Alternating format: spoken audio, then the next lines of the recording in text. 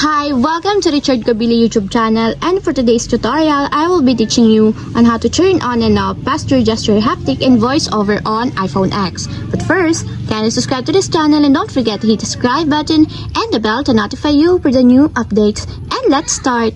Using your iPhone X from your home screen, first go to Settings. Then in the Settings, scroll down and find the Accessibility, then tap. Then in the Accessibility, go to Vision section and then tap the voiceover. Then in the voiceover, scroll down and then find and tap the audio. Then in the audio, tap the sound and haptics. Then after that, in the sound and haptics, scroll down again and go to voiceover feedback section and then find and tap the pass-through gesture.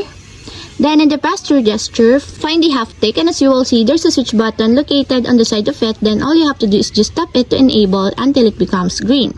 And if you want to disable or turn off, just tap again the switch button just like this. And that's what we have successfully turned on and off posture gesture haptic and voiceover on iPhone X. If you have a question, leave a comment down below, and don't forget to hit the subscribe button and the bell to notify you for the new updates. And thanks for watching!